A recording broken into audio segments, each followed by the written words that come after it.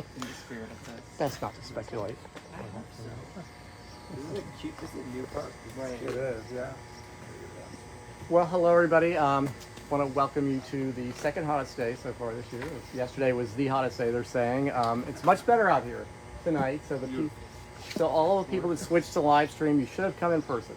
The weather is, I think it's nice out here. And of course you can see the new public waterfront park.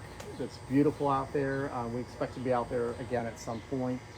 Right now we're just on our condo association property, so we're still outside with gorgeous weather, and these two fantastic people we'll see they have the ocean backdrop for them. I wanted to let you know our website has all the upcoming events that are on there. The next one is Thursday, tomorrow night, with Dawnland, and we'll have more information about it. It's on the website. And then we've got this is interesting. It's kind of fun tonight. Tallahassee connection here.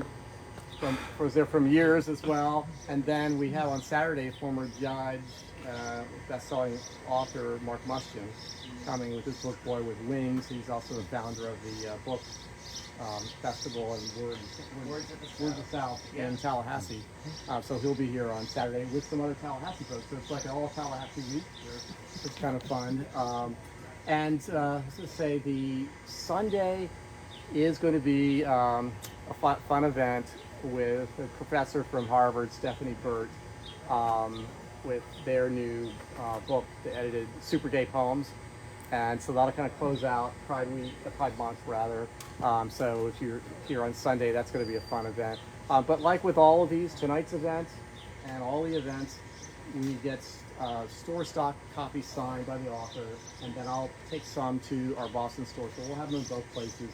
If you buy it on the internet, we'll get a signed copy to you. Just say in the memo section you want the signed copy. We'll go ahead and do that. And then upcoming July is just about here. Since I have a wonderful friend helping momentarily with the live stream, I'll mention that I have his partner, Greg Salvatore, who will be conversing with Phil Nelson, who's flying in from London with his phenomenal new novel, Florencer. It's a very sexy book about queer life and art, Leonardo da Vinci and other contemporaries, and that's going to be on July 3rd, so we hope to see you there. And then just look, you'll see the events. We're doing special events all summer as well with 20 Summers, who has acquired the space behind the back of the Schoolhouse Gallery, which is now called the Stanley. So if you look on their website, 20 Summers, there will be events now year-round, and any event that involves a book, East End Books will be there. We have a partnership with them. And there's a lot of cool stuff going on, so check that out as well. So, anyway, this is very exciting to have Robert here, or let's call it Robert. But he is a journalist investigating marginalized groups and a scholar excavating forgotten histories, a journalist of the year with NLGJA. In fact, this reminds me that I had a conversation last month with Steve Rothouse, who used to be real involved with that, who was with the Miami Herald for years, and he was talking about this. I'll tell you about that later on. So that this hit me right now when I was down there in Miami. He's also, you remember the fantastic book, his debut book, Tinderbox, which won 7 awards, including the Edgar Award, and his reporting has appeared in Slate, Commonweal, and River Chief, among many others. He graduated from Columbia Journalism School and is pursuing a PhD at Tulane University as a Mellon Fellow. He lives with his husband on the gayest street in New Orleans. What is that called? Bartholomew Street. It's so gay. There's so many gay guys named Ryan. There's one straight guy named Ryan, and we call him Straight Ryan. I love that. Love that. So now you know where you can find Robert. If you're looking for him in the future, and if you're in New Orleans and want to sign copies, please, we'll be there. Well, thank you. So I'm happy to. In fact, I think what I'm going to do, because it'll be even better, is to, before you start, is to have you introduce your special guest. who many of us in Ptown know, but for our audience, Who you'd like me to introduce my convo partner? I would. Okay, my conversation partner. I'm gonna try to overdo it. But I didn't have anything prepared. Dr. David Johnson is a professor in the history department at University of South Florida. Am I getting this correct? His debut monograph book was Lavender Scare, which was like an award-winning piece that also inspired a documentary called, I believe, The Lavender Scare, that was produced by a former Columbia journalism professor of mine named Betsy West. His second significant book, Buying Gay, was all about the gay bodybuilding scene and also physique magazines, etc., that kind of sprouted as parts of gay capitalism. And what a cover. Oh my God, it was. And it was a finalist for the Triangle Award, among other awards. And I was the judge that said it was awesome. Because it was truly a wonderful book. And in many ways, both of those two books comment on this current book here and were tremendous inspirations for it. And in addition to that, he's a dean of queer history, and anyone that's worth their salt has read probably either or both of those two books. Ladies and gentlemen and them persons, Dr. David Johnson, my conversation partner. It's marvelous. Thank you. So, the first question is a softball question. Oh, thank you. Tell us what this thing is, the Johns Committee. Yeah. The Johns Committee was a largely forgotten inquest that for 9 years from 1956 through 1965 held residents of the state of Florida ransom to a McCarthy-esque sort of extrajudicial legislative commission that had the power to declare black integrationists or charismatic teachers or Cubans walking down the street or closeted queer people communists, subversives, and enemies of the people. It was led by a Dixiecrat-esque, segregationist, old-school Florida state senator named Charlie Johns, who had been governor for a year and a half because he inherited the job from a sick man, and then they kicked him out because he could never get elected in a fair election. He was senator, and he decided in the McCarthy era, he decided to use the word communist to leverage constitutional loopholes and sort of acquire power that would be greater than the Florida governorship that he lost. And what he perpetrated as part of this committee, which was officially called the Florida Legislative Investigation Committee, became so notorious throughout the state that they called it the Johns Committee. They nicknamed it after his last name. So it's a true story of American tyranny that I think planted the seeds of poisonous Tallahassee politics so deep that it continues to impact our country today. I agree. Awesome. And how did this committee go from investigating the NAACP and segregation and racial issues to homosexuals? Right. So by using the word communist in the most unscientific and broad way possible, they understood it was a hot button word. These were white segregationist rulers, basically, of an apartheid regime that understood that they could utilize this word to destroy people's lives based on suspicion because of how negative the term communist meant in the era in the 1950s and 1960s. So they started off in 1956 apoplectic that in Tallahassee there was a bus boycott among black residents, and local leaders of this NAACP-esque group called the Intercivic Council decided that they were going to have a Montgomery-esque bus boycott, and they were going to integrate city public transportation. There were going to be black people sitting next to white people on the buses because post Brown v. post several other Supreme Court decisions, they felt that this was their right and that the city and basically institutions were dragging their feet on it. And so this bus boycott was happening right in front of the state capitol, where segregationist, Dixiecrat Democrats are noticing furiously that there's a sort of radicalized black political action at their doorstep, and they decide they're going to form the Johns Committee to go after them and stop the Tallahassee bus boycott. and they succeed initially because the bus boycotters, and probably one of the most interesting aspects of it, in order to allow black people in Tallahassee to get to and from work and places they needed to go, they organized like a massive volunteer carpool system that allowed all black residents of the city to basically get where they needed to go for the months on months when they weren't riding the city transit. And the Johns Committee sensed that they sensed an opportunity there, and they decided that they were going to stop the bus boycott, and they did successfully for a few months by arresting the volunteer carpool drivers and declaring them to be illegal taxis operating without a license. So they arrested many of them, jailed some of them, fined a lot of them tremendous amounts that they could not afford. And then the Johns Committee then went after Miami school desegregationists, NAACP folk in Miami that were trying to create an equal education for black and white children. That all got gummed up though because the NAACP had in their wheelhouse some of the NAACP legal defense funds. So they had like the basically some of the greatest appellate lawyers of the 20th century. Thurgood Marshall, Robert L. Carter, lawyers that had argued the 1954 Brown v. Board of Education decision. And so they basically, these great lawyers, specifically Robert L. Carter, came to Florida and hamstrung the Johns Committee's efforts to harass the NAACP and basically jail them and prevent integration. So the Johns Committee was stuck.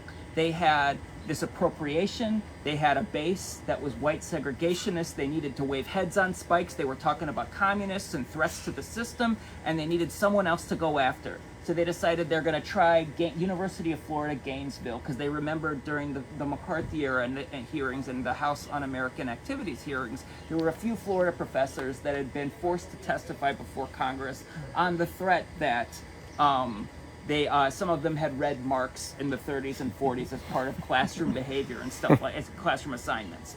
And those professors were forced to resign, but they still lived in Gainesville, so the Johns Committee thought they were going to get communists. Well, they didn't find communists in Gainesville. Instead, they found men that were participating in a local community theater troupe who seemed to like each other a lot, who were then going to these bars where only men frequented, and they were called guy bars or bachelor bars. And then at a certain point in the night, they all seemed to trickle out of the bar and walk a few blocks over to this basement bathroom of the local Alachua County Courthouse, and then they decided to go in the bathroom. And if you walked in there, it would be pretty much from a gay perspective, the hottest thing you could possibly see in that era.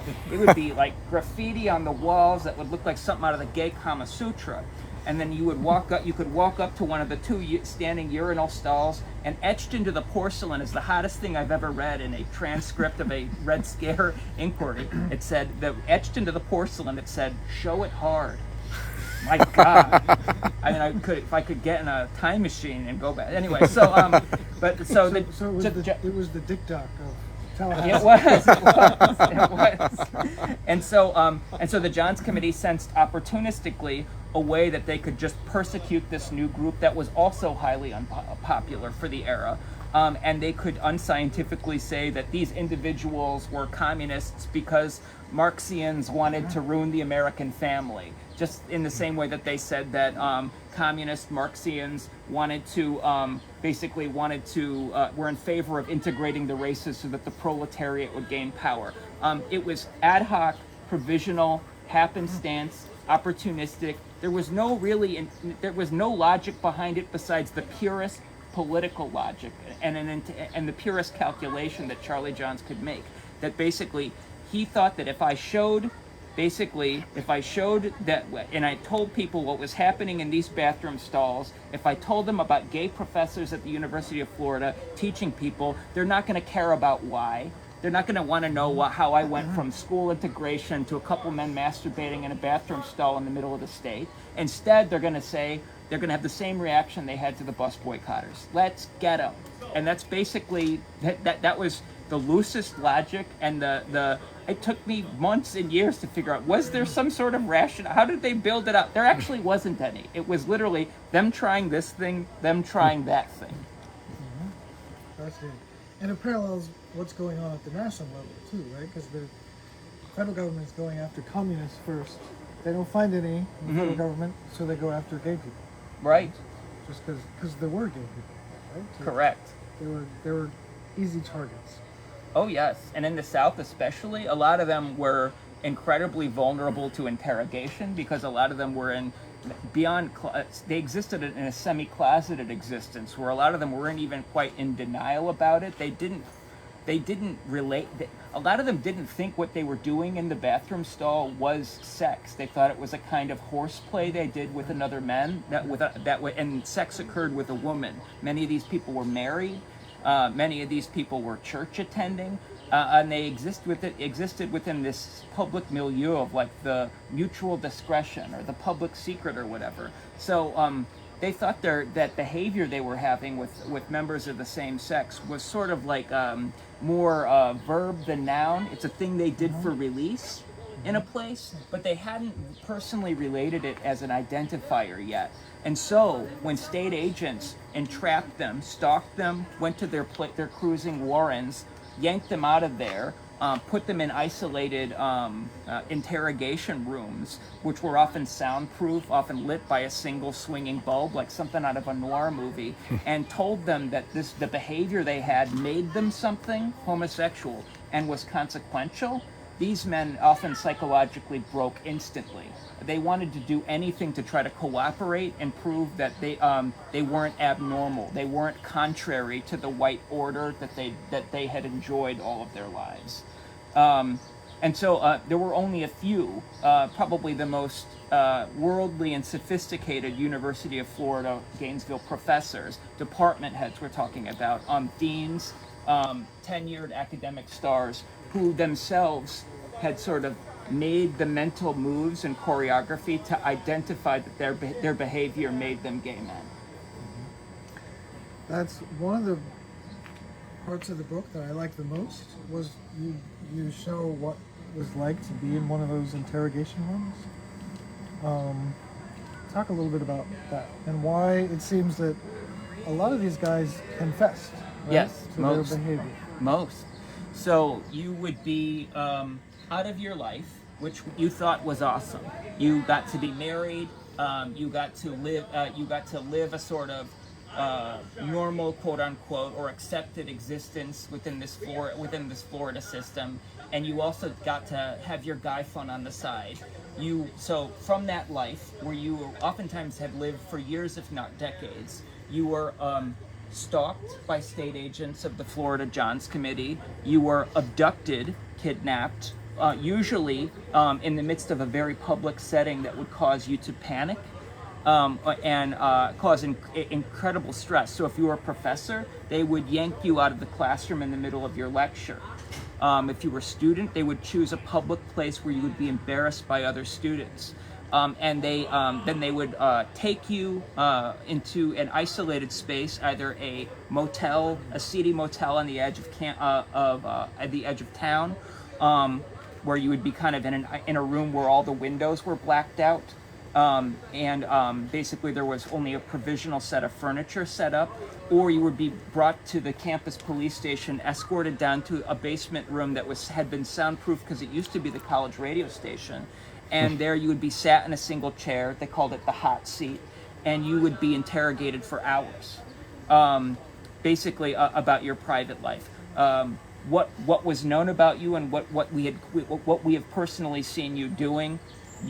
They tried to basically they knew they had to force a confession out of you, and generally they did so by getting you under oath, then threatening you with perjury if you confessed falsely. And then also having you under oath in this interrogation setup. They then said, give us the name, basically, of every other man you've ever known in this secret lifestyle in this small town. And all these gay people knew each other.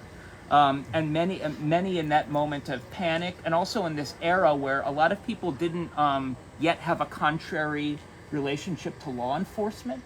A lot of average Florida citizens thought that if I cooperated with a cop who said that if you just give me a few things, I actually will be able to just go home and this will be no problem. They didn't realize that would prolong a 3-hour interrogation into a 6-hour one, because then they knew they had a sucker. They had someone who would start ratting. And all they knew is these individuals could be kept in this spot and basically pressed psychologically until they broke. None of them had lawyers. None of them knew to ask for lawyers. This is pre-Miranda rights. And none of them knew that they could ask for water. Many of them weren't. Many of them weren't given bathroom facilities. So it's just it was complete humiliation.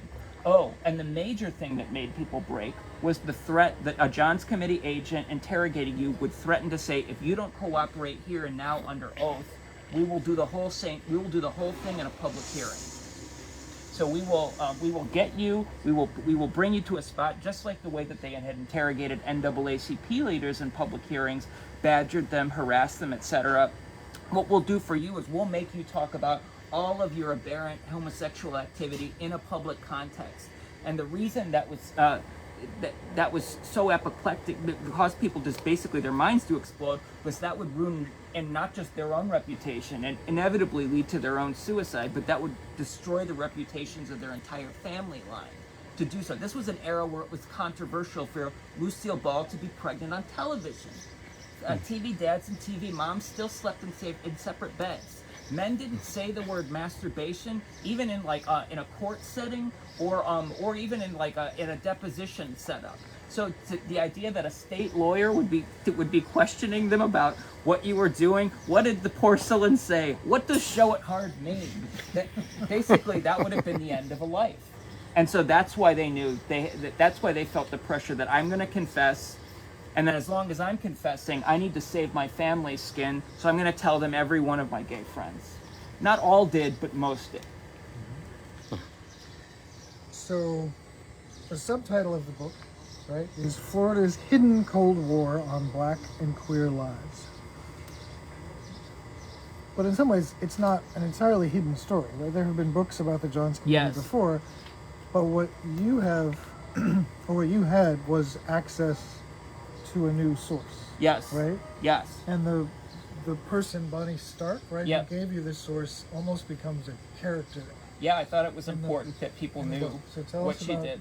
Bonnie Stark was the first Johns Committee scholar. She was a student at University of South Florida in the master's degree history program. Before I was there. Decided to write her master's thesis in the 70s and 80s on the Florida Johns Committee. The records at that point were sealed because Charlie Johns and the Johns Committee, once they had closed up shop in 1965, had basically perfectly covered their tracks and assured that the records would basically never become available to the public and to researchers such as you and I here. And Bonnie, basically without any access to records, utilized newspaper accounts and also interviews with the players, major players of the Johns Committee perpetrators while they lived, and wrote this awesome thesis called McCarthyism in Florida. She published it, she got her degree, and then she made it available on some sort of JSTOR ProQuest type thing that academics can get a hold of. And then she left academia, delved into a really successful career as a Tallahassee paralegal, and but she always was obsessed with the Johns Committee. She moved to Tallahassee, and on the weekends she kept researching the Johns Committee. Then in 1993, Charlie Johns, after he died, a state amendment a constitutional amendment in Florida passed that said all legislative records are become available to the public suddenly, and the legislature freaks out. They don't want any of the Johns Committee stuff to just in its purest form to become available to journalists, to become available to the families of the people who were victimized. And so they decide that they're going to redact the name of every victim of the records that go public. And Bonnie Stark was part of that records release, actually. She testified and she argued vociferously for open access as much as she could, and she ensured that the records would not, basically the names of the main lawyers and the names of the investigators or anything that was public information supposedly beforehand would not be censored. And she basically testified very emotionally before a Senate hearing and was successful. And as a result of that testimony in 1993, Senate basically bureaucrats, Senate staff, came to admire her. And when it came time to release the records, they gave basically everyone else that came for the open records a redacted set that was pretty intensely redacted, censored. And they gave Bonnie Stark a secret second set that only she says is it's secret, but only she knew about it. The Senate staffers knew about it. That's it. That had been sloppily redacted. And she kept them, thinking she was going to write a book, but she never could carve out the time. She had an intensive legal career. She's incredibly successful in that arena. And what she did was she kept the boxes for 30 years. And 20 boxes. It was right? 21 bankers boxes. So I read come 2020, 2021, I'm in Florida in the state archives researching the official records. Basically, I can't make heads or tails of this. It seems like perfectly censored, perfectly mutilated history. I'm getting hopeless. I think I'm gonna have to email my publisher and tell them I can't fulfill the terms of my contract. I'm gonna be screwed. This is supposed to be my sophomore effort at a history book, and I'm goosing, is what they call it in investigative reporting. I'm coming up with nothing. And then I read Bonnie Stark's thesis, and I reached out to her thinking she's interviewed the major players. I wonder if she has those transcripts. So I email her to compliment her. She sets up a Zoom call with me, and then she immediately tells me on the Zoom call, I've got these boxes. I've been lugging them around for years. They're in my office next to me right now, and I saw the stack of them. And she goes, and I want to give them all to you. And I started crying. I couldn't believe it. I thought, this is the way I'm going to be able to write the book. And it's because this Floridian, this woman, a female Floridian, a woman in Florida, is going to help me tell this hidden history. And what happened is, if you take the Bonnie Stark's records, which I have in full at my house, my husband's wanted to murder me. They've just been in the back room, and basically I've lived amongst the archive. They're sloppily redacted. So if you take that set of records alongside the official records, and I photographed all 21 boxes of their records, and you overlap them, what you do is the history becomes apparent. In addition to a couple of other things, in about 75% of the cases, you can reconstruct exactly what the Florida authorities pulled out of the transcripts. That some of the worst things that they perpetrated come to light, including names of individuals, what their jobs were at the University of Florida or at Florida State or in various state agencies, and you can recover actively parts of the past the Florida authorities did not want you to know. And I asked Bonnie, it was all because of her. And I asked her, I said, why did you give me the records initially? And she told me she went on my website. This is the weirdest thing, because in journalism, people tell you have the strangest rationale for why good things happen. She went on my website and she said she liked my dog. And because she liked my dog, she felt she could trust me to give the records. Whatever, I loved my dog. It's great. Sounds like a good I'm reason. proud of that photograph. It's a photograph of me with my dog when I was writing my first book, and I'm glad I kept it there, and that's the reason. And so, with access to these records, what I could do for the first time that hadn't been done in some of the more definitive academic monographs on this was to reconstruct scenes that involve individuals who are specifically targeted from the NAACP, brought into hearings, badgered in a specific way. I could assemble what happened to them before, during, and after. What were the consequences? I could basically start doing narrative magic with it. Same thing with the closeted queer people in the schools who had up to that point been ethnographically treated by historians but never named. And so I could say, no, this is James Wathan, the star humanities professor, who was pulled out of his classroom on this day, brought to this hotel by agents of the Johns Committee. This state senator was present to make it an official state proceeding, and swore him under oath. And he was here when they brought a former lover of his into the room, accusing him of activities they both participated in, and James Wathan denied it. I mean, I could get the drama of these sequences in ways that I don't think were captured before, when you just have this professor here and this professor there. I mean, what was the guy's past? What happened to him later? Like, for example, when Wathan was fired in April 19, so he was interrogated by the Johns Committee in January 1959. He was the most popular, basically, professor on campus. When he was fired in April 1959, he was an Army Reserve officer. He was dishonorably discharged, and he lost his pension from the military at the same time. And he became homeless, and he lived in his car for 10 years until he eventually got a job. He was eventually able to get a job, first as a lecturer at a community college in Texas. Then eventually he got a lectureship job at University of Houston, and eventually he worked his way up, and he was able to not earn like a tenure track, but he eventually worked until he was able to sort of earn enough of a living and retire.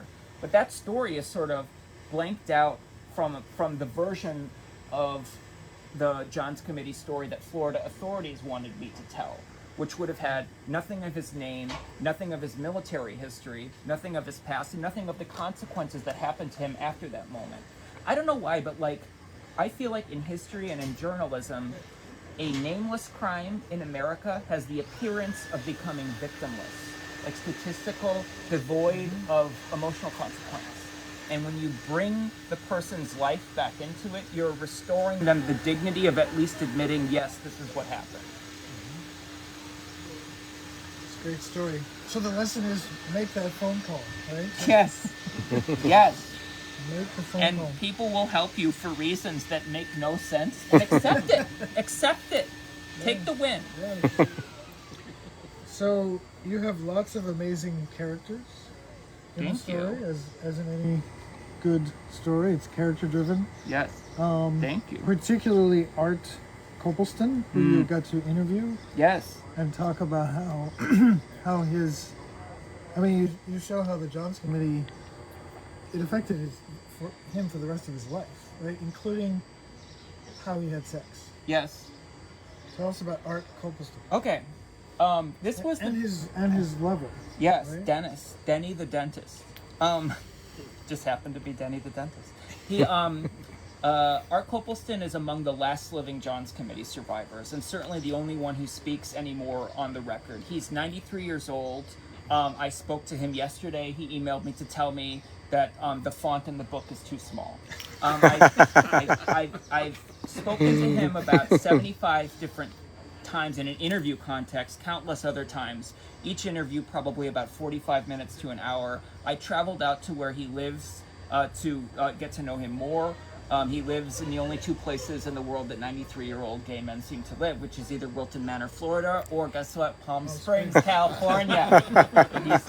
he's drawing out perfectly. So Art Copleston was a sophomore in 1958, in the fall at University of Florida, Gainesville, when he was abducted from a classroom, actually an accounting final exam, brought to an isolated motel room on the edge of town as a university student, sat in a chair surrounded by state agents, including a state official, a state senator, and told to confess about his homosexual behaviors that he'd been experiencing at Gainesville. And he had the strength and the willpower, and also the military experience to withstand an interrogation, and also to not give up the names of other individuals who he was actively having really hot relations with, including a married engineering professor who the photograph of him shirtless at Cedar Key on a canoe trip that they went together is in the book, and I'm telling you something. This man was an Adonis. Okay, so Art Copleston resisted confessing, and as a consequence, he was stalked, followed by state agents throughout his entire undergraduate experience for the next 3 years. Actually, like, state agents would stand outside of his dorm room door and listen in, as if like not giving him the privacy even in his last 10 feet of his own personal space. And he nearly broke and went insane several times because he was so lonely in many different instances, and he had to give up what was up to then a very rich gay life. And at various times, the Johns Committee threatened to call his parents and to report to his parents, who were sober, recovering alcoholics, who had a very difficult time with sobriety. They threatened to tell his parents what a disgusting son they had, and put forward basically sexual accusations of which they had no idea. And Art Copleston nearly broke in those instances because he knew that if his mother especially found out that her, quote, according to Art Copleston, that her only son was a fairy, that's in Art's words, that she would be driven right back into the bottle. and he'd had a very difficult childhood, basically raising his own alcoholic parents leading up to this. So that was personal drama that was into it. So Art eventually graduated from University of Florida in 1961, I believe, and packed up his car and left town and never came back to Florida, effectively.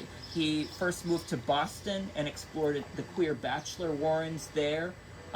This piano bar called Napoleon Club downtown, this gay tight pants kind of dive called Sporters, where he met a recently divorced bachelor doctor named Bill Huckabee that became one of his first very serious lovers.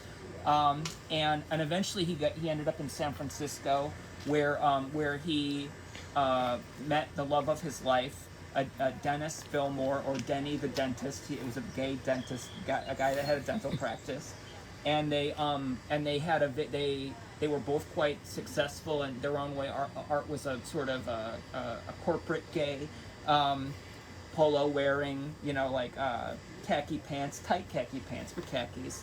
And Denny was a conservative dentist. They both loved the opera. They would go to the San Francisco Opera together, but throughout all of this, a problem developed was the fact that Art Copleston had internalized the trauma of the Johns Committee and the trauma of, as a 28-year-old sophomore, being interrogated by a state representative about his sexuality, on the threat that basically he was going to get kicked out of school and his life was going to be ruined, and also his parents' lives were going to be ruined. They were going to become alcoholics again. They were all going to end up homeless bums, he was worried about. He was never able to bodily accept his gayness, meaning, and this took several years of interviewing him, until he explained to me why, at some point in the 80s, Dennis Fillmore contracted HIV, became HIV positive, but Art Copleston never did. And eventually, in a very intense personal interview, he told me it's because Art Copleston could never, he told me he could never have anal sex. It was almost like painful to him. It was almost like being attacked to him. He tried to work with various psychiatrists and psychologists, sex therapists, etc. And that's part of the reason why Dennis had to go seek outside lovers in a kind of loving arrangement, and eventually he contracted the virus, but Art didn't. And I had to decide, once he told me that, if I thought that was consequential enough to include in the book, and I did, because Art said that he blames the Johns Committee as the reason why he's never felt okay in his own body. He considers himself, to this day, tarnished, damaged, and by them, and he feels that the pain of it is something he still lives with. And so I wrote that scene. I've shared all of this with Art Copleston beforehand. I went line by line through every scene he'd ever shared with me, and it was so emotional for him that when he first got the pages, he called me and he said to me, "Bobby, if you have any honor, you will not print any of this at all." And this is where journalistic experience comes in. This is where historians couldn't handle the situation, because this is what we call source management. He had an emotional reaction. He was blowing off steam towards me. It was a sort of emotional fugue he was pushing out towards me, and basically I had to listen for as long as I could. So as soon as I got that email, I pulled over. I was on the highway. I pulled over. We had a half-hour conversation. Then a couple hours later, we had a 2-hour conversation. Then eventually, 2 days later, he kind of worked himself around to thinking, I like that everything in that book is the way it is, and I'm glad that you wrote it that way. And he thanked me for it. And that's not a judo move. That's what journalists deal with this all the time, because when you show a source beforehand what you're going to print, you never know what they're going to do or say. And this is something that historians sometimes don't know how to deal with, because they've never dealt with a source meltdown, a true freakout, or someone making an accusation at you, not knowing that actually this is part of the process too. And so Art and I are now, we've transcended reporter source. I consider him a very good friend. I sent him a copy of the book where I wrote an emotional letter. I told him I thought he was the bravest person I've ever met, because I think he is. And I realized after I mailed it to him he would not be able to read it because he would say my handwriting's bad and that's chicken scratch and forget it. So and he just set it aside. So I called him yesterday to read the note to him, and then we both cried, and then he said, "Listen to us both crying here like faggots." That's what he said. He's old school gay. Obviously, he uses those terms. He doesn't like. He's from the 1950s, so he also doesn't like the word queer. And I've had to work my way into understanding his mindset and his mentality, and also the trauma there, how it's created a Swiss cheese phenomenon with his life, with there's gaps, stuff's missing because his brain, to protect itself, won't let him see it.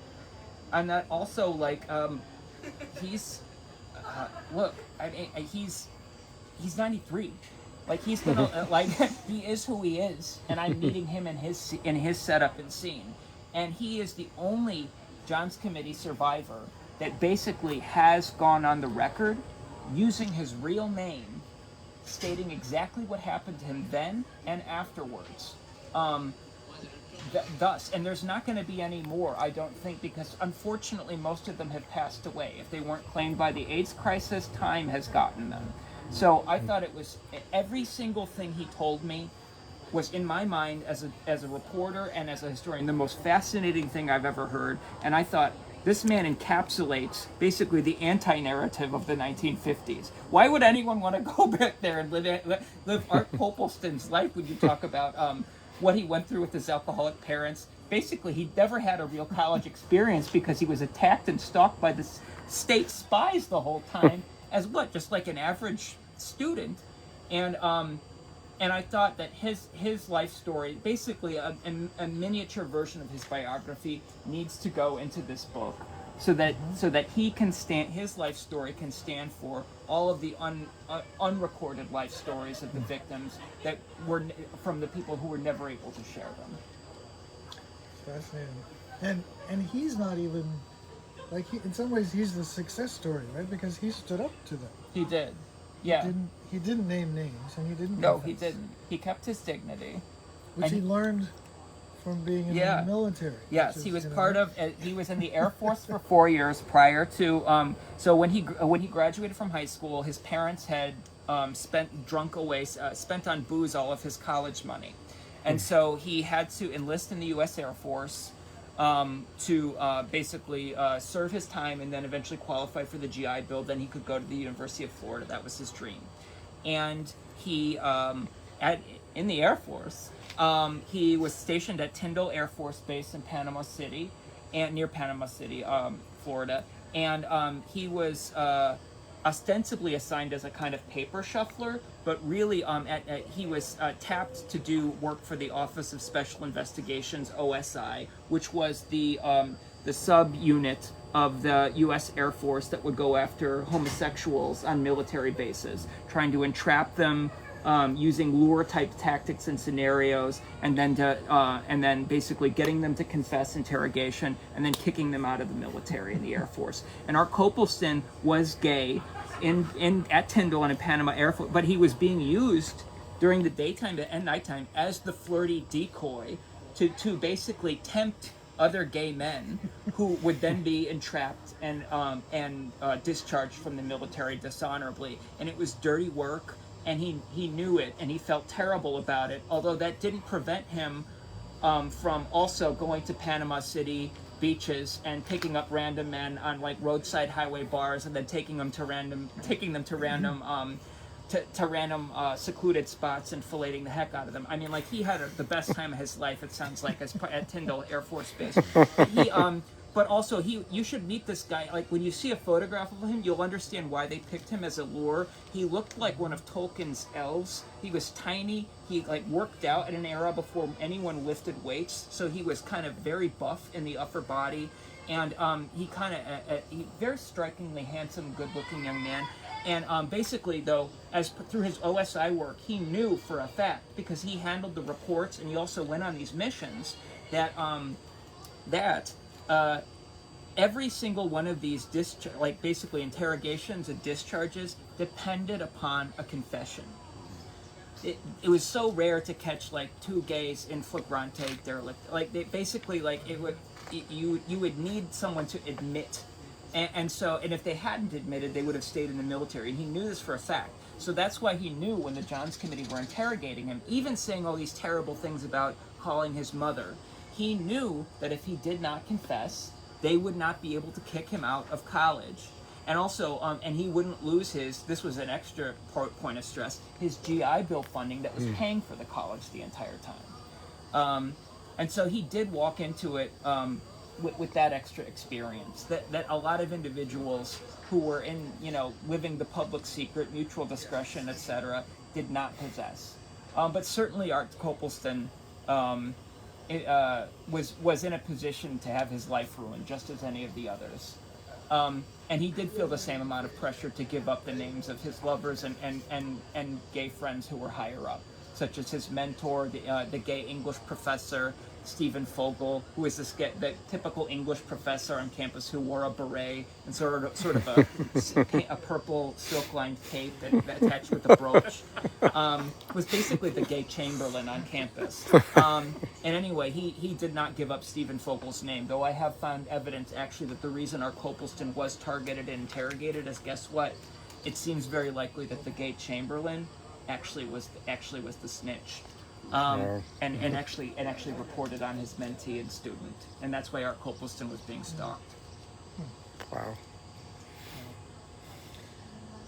So let's talk about the end of the Johnson. Okay, purple pamphlet. Because there is and there's opposition that develops. Even I was fascinated to learn. Even the FBI thought they were going too far. Correct. They were publishing reports like saying that basically they discovered like a callboy ring in Miami that didn't exist. They were claiming to have a list of like the names of individuals who were going after these. That was 8,000 people, and then they had 8,000 pieces of porn. They kept using the words 8,000 for a lot of gay stuff, and the FBI delved into it. But there probably was like a mailing list, like a physique magazine mailing list. There right? was that big. Yeah, for the Guild Press, which they did get a hold of.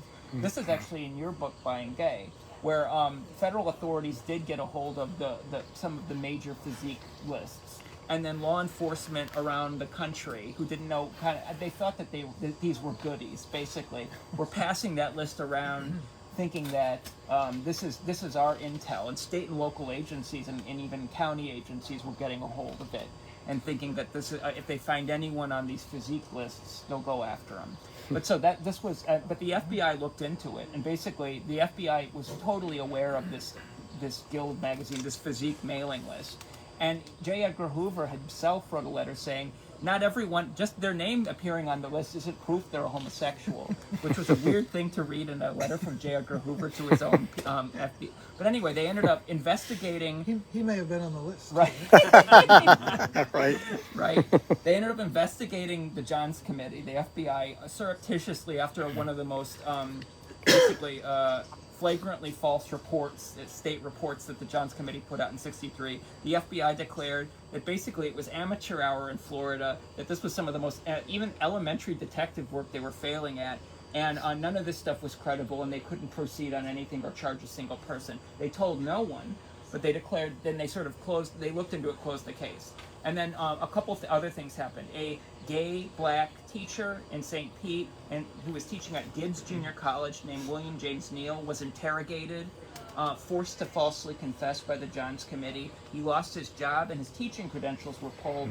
And then he did what had never happened actually before of a Johns Committee victim, and is he decided to sue in state court because the Johns Committee had been overzealous in their firing of him, and they'd skipped a few mandatory procedures. So, but in order to win, he knew his race could never be known.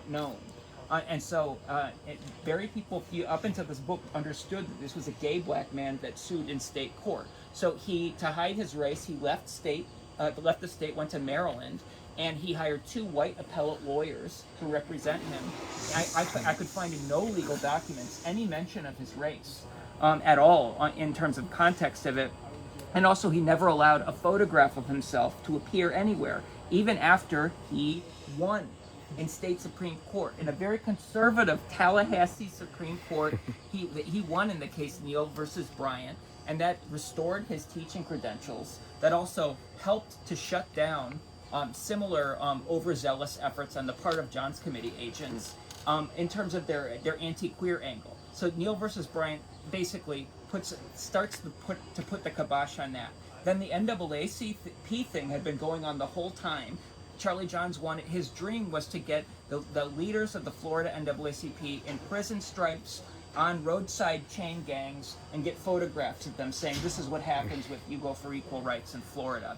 And a man named Father Theodore Gibson, who was the architect of school desegregation in Miami, refused, basically, was called before a Johns Committee hearing. He refused to give up Johns Committee records, and as a result, he was held in contempt, and the Johns Committee chased him for years, all the way to the steps of the U.S. Supreme Court, where Robert L. Carter argued his case. One of the Brown attorneys argued his case, and Father Theodore Gibson wins 5-4 in the Supreme Court, shuts down the NAACP purge. They can't get the names of the NAACP members. They can't jail Theodore Gibson. They can't jail the other integration leaders, and so that gets shut down. So the Johns Committee has nothing to do.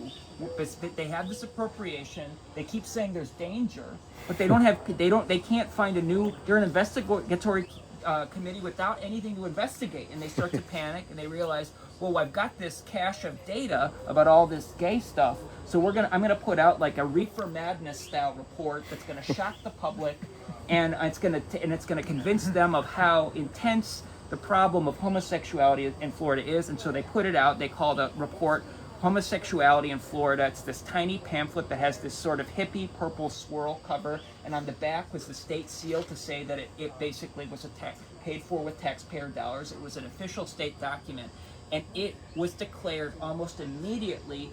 This document, the Johns Committee had not only become familiar with gay materials, they obviously became desensitized, maybe even titillated by it, because this document was immediately declared pornography by state prosecutors, obscene. It was pulled from distribution by the governor, and some of the imagery, even by today's standards, are hot. In this, it was not just language; it was photography of stuff that people had never seen before. Two gay men making out with visible pubic hair, kind of like pushing bush.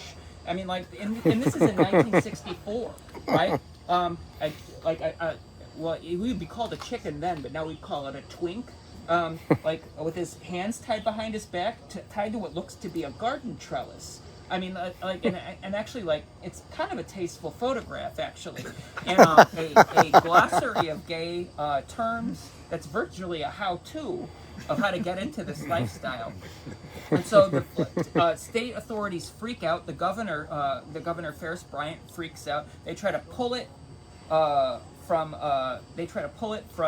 distribution, and they thought they were successful, but unfortunately, it got out of everyone's hands but the hands of a gay erotica press called Gill Press in Washington, D.C. that published it nationally for a profit, reprinted it, and it went around, and it became chic, actually, for gay couples to display a copy of the purple pamphlet. Was the nickname that it got, because it was considered like such purple material, or such controversial, obscene material.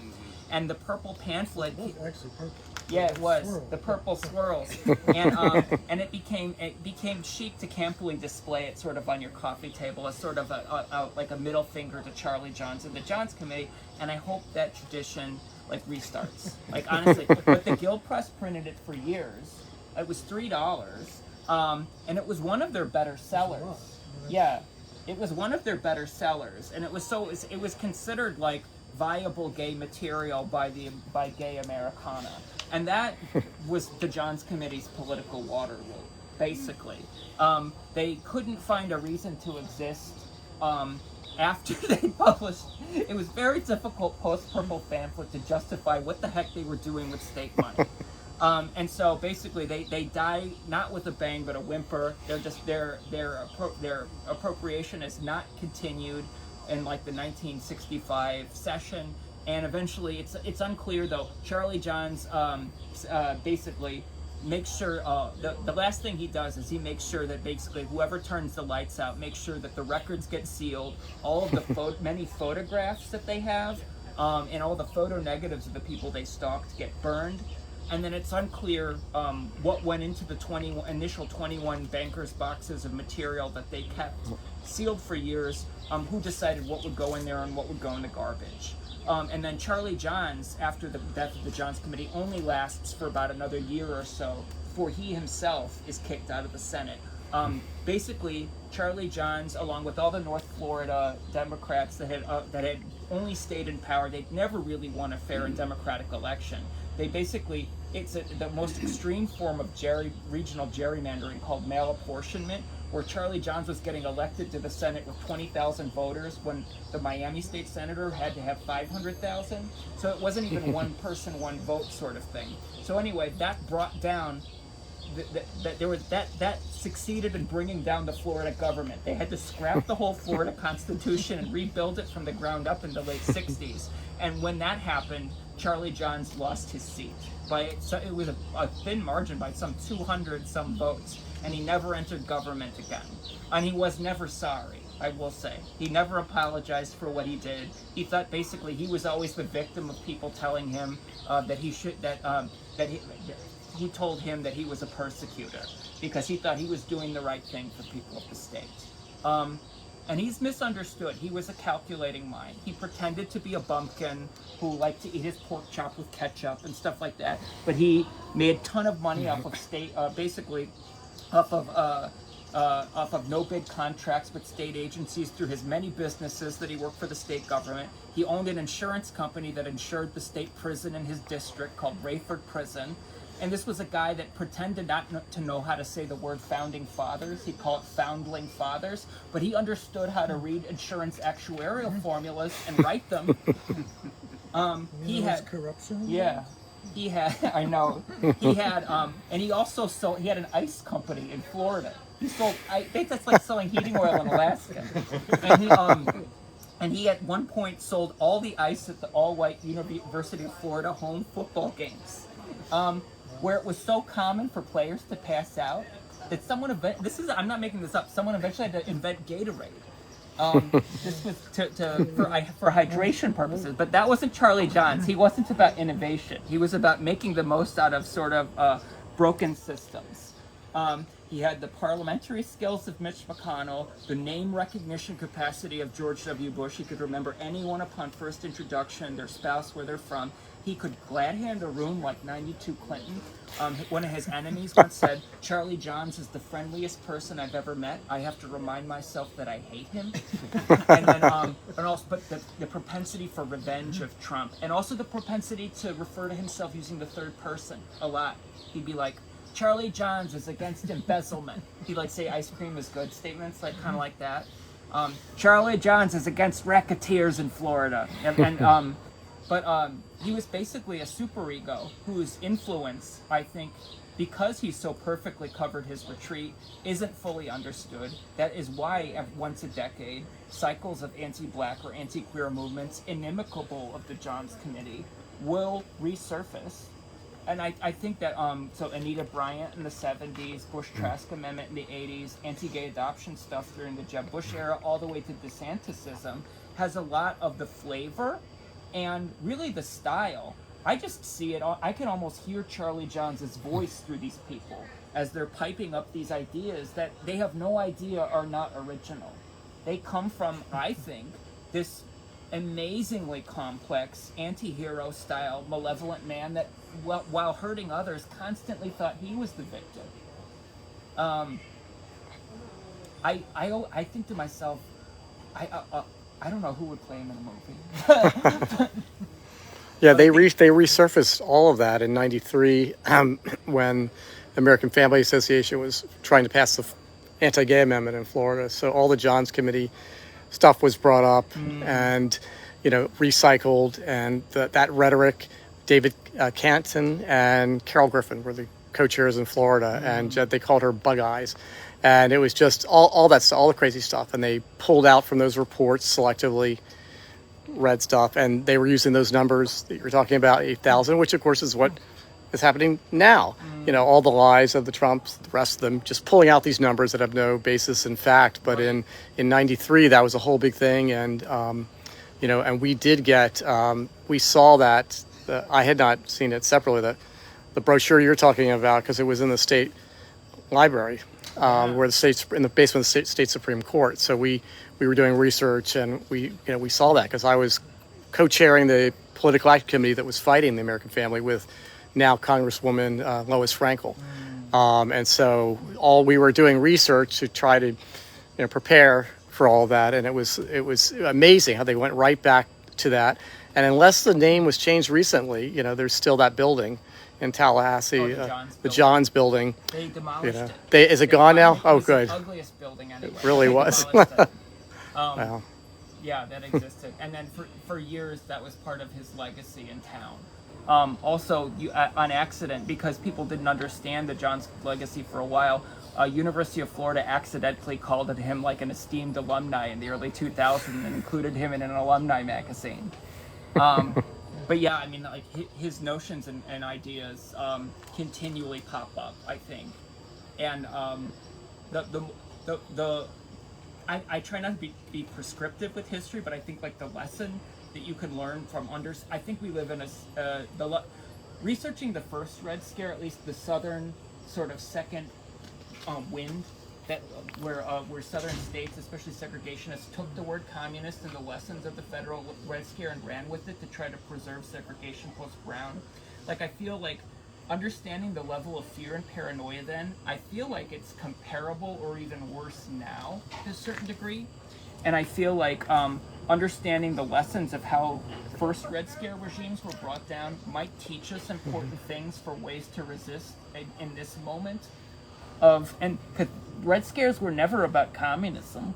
They were, I mean, like the true Cold War fought amongst, American spies and Soviet spies was this thing, a story that's really never, it doesn't cross into usually like these incompetent hearings where it seems like they're questioning like why Engels was your favorite author, or why did you choose this movie, or like why did you read Marx in the 1930s when it looked like the American economic system was going to collapse. Instead, like what you can see, I think, from here is that Red Scare coalitions Red Scare regimes tend to be brought down by intersectional coalitions, usually like people with resources, like the NAACP they coalesced together to have this legal defense fund, and they were able to really go at the Johns Committee and use that resource to shut down the anti-integration efforts. And the anti-queer stuff involved a person like that basic William James Neal, who did the lawsuit, recognized the intersection of himself, and he sued. He was a black gay man, but he sued as a gay man to win and to help to help other gay folk in the state, in addition to basically how irate he was at what had happened in his personal experience. William James Neal worked in public schools in Maryland until he retired in the 1990s. And then he died. He received no notable obituary, and the only thing that's said on his grave is "beloved friend." And I think that's how everyone should think of him. His legacy should be much bigger than it's been given now. I think we may need to see if we have a couple questions from the audience, and then if any come up on here, I'll watch. But is anybody in the audience? I'm going to ask a question because I have to run to dinner right Sure. after this.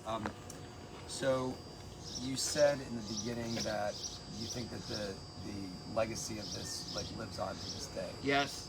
Is that just because of what you were just saying about kind of the response that we should have to a Red Scare type event, or I just kept thinking as you were describing people, being abducted and authorities coming in and terrorizing people of exactly what's happening right now with immigrants in this country. How do you see the legacy living on to this day? It has to do with what happens when an arch-conservative regime with totalitarian instincts does when it realizes that it has the people's power, and that it utilize loopholes to basically apply the people's power to crush individuals, suffocate them. And so that's what we had then, and that I think is what occurs now. In terms of just the cyclical nature of it, it's crazy to think that some of these tactics that basically Charlie Johns plied and perfected all those years ago sort of get repeated by people who don't even realizing they're aping and mimicking and parroting him. But the state of Florida has never been more powerful or important. The Tallahassee politics have become our national politics. The former Florida Attorney General is our Attorney General. A former Florida Senator is our Secretary of State. Trump 2.0 is basically a super ego on spin in the Florida political machine. Like he got worse, like in his time in Florida. And that state will, we're basically all suburbs of this political terrain. And I think it's the fastest growing state, and 900 to 1,000 people move there every day, and it will only be getting more important as a kind of electoral kingmaker.